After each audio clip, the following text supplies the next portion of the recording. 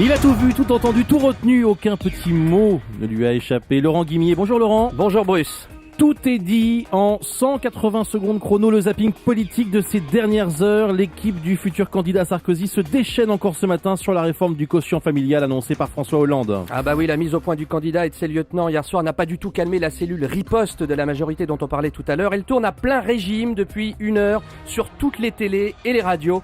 7h49 Europe 1 matin pour l'UMP Brice Hortefeux. Hollande, c'est un jour un couac. Je suis auvergnat, un écrivain auvergnat qui avait justement écrit que nos actes nous suivent. Les paroles aussi suivent. La réalité, c'est une démonstration supplémentaire de l'incohérence, de l'impréparation du candidat socialiste. En face, on serre les rangs depuis que François Hollande a recadré sa position, mais quand même, ça fait un peu désordre. BFM TV, 19h40 hier soir. Malek Bouti, membre du bureau national du PS, réclame de la discipline. François Hollande, il a la volonté de changer des choses. Donc, si on écoute tous ceux qui sont contre changer des choses dans ce pays, il ne faut pas faire de programme politique. Il faut dire, en fait, moi, je vais être élu et je vais rien bouger. Je pense qu'il aura à la fin janvier une expression très claire. Il établira un certain nombre de priorités et là, on saura la réponse. Maintenant, le problème, c'est qu'il y a toujours des conseillers qui veulent briller, qui parlent trop tôt. Et puis la bataille de Paris est vraiment lancée. C'est aujourd'hui que l'UMP va officiellement faire atterrir François Fillon dans la 2e circonscription de Paris pour les législatives. Au sol, les troupes socialistes canardent déjà. Le maire Bertrand Delanoë en tête. Public Sénat, 18h12. Bienvenue à Paris, monsieur Fillon. Je crois qu'il ne correspond pas, absolument pas, à ce dont ont besoin les Parisiens dans l'avenir. Non, je pense qu'il a une culture politique et une culture urbaine qui est datée, qui remet en cause des schémas anciens et que de ce point de vue-là, M.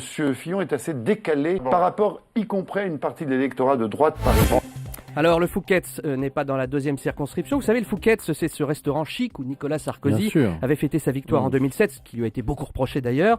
Martine Aubry, hier dans ses vœux, avait rappelé comme ça qu'il fallait en finir avec le quinquennat du Fouquet's.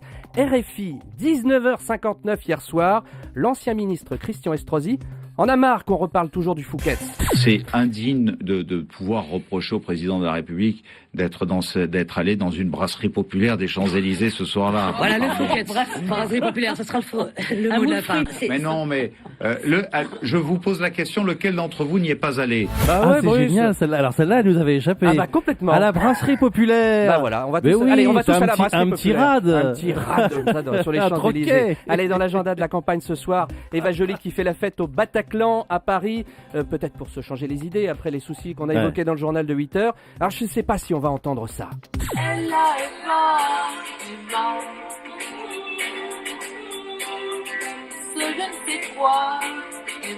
Voilà, c'est pas beau, alors je vous rassure, c'est une maquette, une chanson inspirée du tube de France Gall, Elle a bien sûr. Je rassure les militants écologistes et mélomanes, ça n'est vraiment qu'une maquette dénichée par un étudiant journaliste sur son blog, mais voilà, visiblement c'est peut-être l'hymne futur de Eva Joly. Vous pourrez réécouter cette pépite sur le lab d'Europe 1. Les proches d'Eva Joly précisent qu'ils recherchent une chanteuse, on l'avait compris. Merci Laurent Guimier.